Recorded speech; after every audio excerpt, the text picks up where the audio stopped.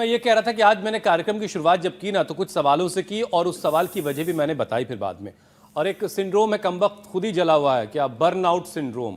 अब ये खुद ही बर्न आउट है लेकिन लोगों को बड़ा परेशान कर रहा है। तो जरा पहले इसके बारे में बता दीजिए, फिर मैं पहला विषय शामिल करता हूं। ये क्या बवाल है?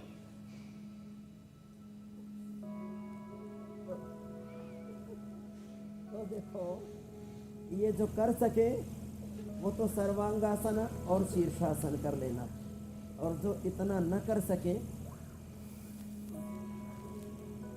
वो मात्र ये कर लेना। चलो उल्टे लेट जाओ। सब माताएं बहने, इन्होंने तो अपने आप को ये सारे रोग, ये सारे तनाव, ये सारी unhealthy lifestyle, unhealthy thought process, उत्तेजक आहार, विचार, वाणी, व्यवहार, स्वभाव, ये हमें अंदर से बर्न करते हैं। हमारे एक एक सेल, टिश्यू, ऑर्गन से लेकर के हमारे आत्मा तक को जला डालते हैं। और उससे जो एक नैसर्गिक ऊर्जा का प्रवाह है शरीर से वो बाधित होता है। सेल्फ डिफेंस सिस्टम शरीर का वो बाधित होता है। और हमारा एपोप्टोसिस से लेकर के हमारा एनोरिज्म, कैटाबोलिज्म, मेटाबॉलिज्म, उससे फिर पूरे बॉडी के सेल्स, केमिकल्स, हार्मोन्स, और उससे पूरा हमारा ये 1,00,000 किलोमीटर लंबा सर्कुलेटरी ट्रैक और 2,400 किलोमीटर लंबा हमारा पूरा रेस्पिरेटरी ट्रैक और 30-70 ट्रिलियन सेल्स का जो एनर्जी है उसमें एक डिस्ट्रैक्शन आ जाता है। शरीर की जो एक नैसर्गिक प्रक्रिया है वो बाधित हो जाती है।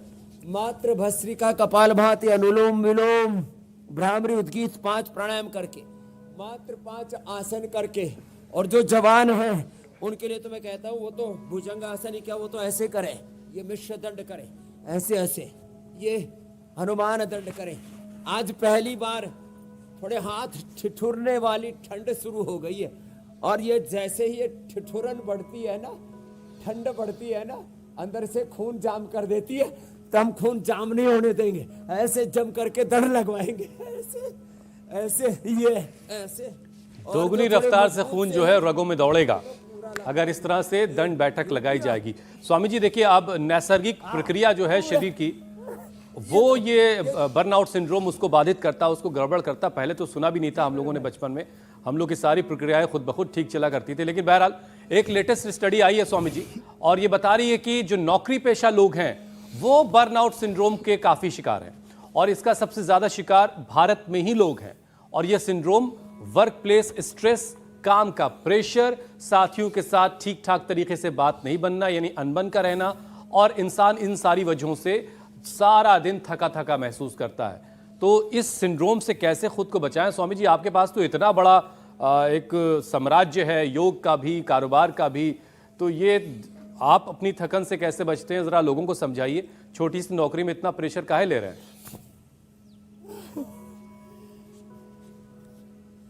देखो, तपन और जतन तो हमेशा रहेगा जिंदगी में। जिंदगी में हर कदम पर संकट है, संघर्ष है, चुनौतियां, आंधी तूफान है। इन सब के बीच में आगे बढ़ना है तो क्या करना? तपन से बचना है तो ये जतन करना पड़ेगा। सुबह सुबह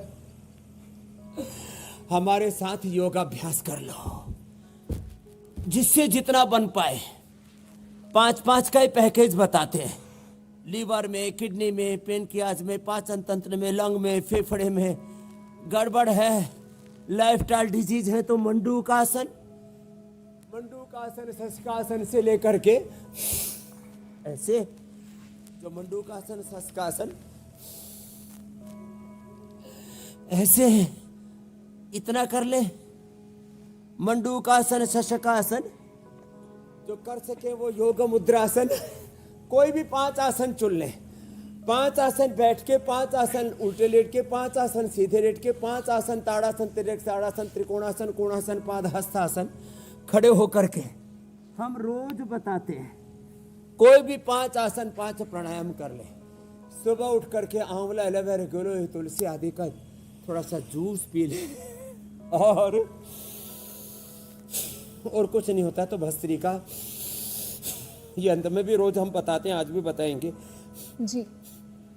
कपाल भाती, मैं देखता हूँ कुछ ऐसे भी भाई बहन हैं जो आसन नहीं कर पाते, तो भस्त्रिका, कपाल भाती, अनुलोम विलोम, भ्रामरी उद्गीत, कुछ ना कुछ सुबह कर ले। जो करेगा वो तरेगा, जो नहीं करेगा वो इस तपन में मरेगा। ये है गड़बड़, इसलिए जतन कर लो। अभी हमारे भाई जो है प्रदीप ने तो दीप जला लिया, खड़े हो ना, नहीं तो बीपी भी था, शुगर भी था, हाथ चलता नहीं था, हाथ ऐसे लटक गया था, और अब पूरे मुस्कुरा रहे हैं। इनको लोगों ने बोला था पतंजलि में मत जाइयो। वाह, बाबा जी बहकाते हैं। अरे भाई, ये ड्रग माफिया, मेडिकल माफिया, ये पूरे फार्मा माफिया बहका तो वो रहे हैं। वो कहते हैं कि एक बार कोई भी स्ट्रेस हो जाए, डिप्रेशन हो जाए, बीपी, शुगर, थायराइड, अस्थमाइटिस हो जाए, लिवर, किडनी, कॉन्स्टिपेशन, कोलाइटिस हो जाए तो जिंदगी भर ठीक नहीं होगा। हम तो लोगों का परमानेंट इलाज करते, जड़ से इलाज करते हैं। हम बीच में आधा धोरा नहीं छोड़ते, जिसको पकड़ा उसको पार लगा के छोड़ते।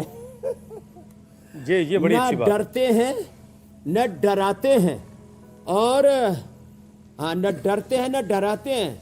न कभी हम, न स्वामी रामदेव कभी डरा न कभी हारा। हाँ, दोनों ही गड़बड़ है। स्वामी जी, न डरना नहीं न हारना नहीं, बस लगे रहो। तो लगे रहेंगे तो समाधान पा ही जाएंगे, मंजिल पाई जाएंगे। चरे बेती जी मेरी बहन।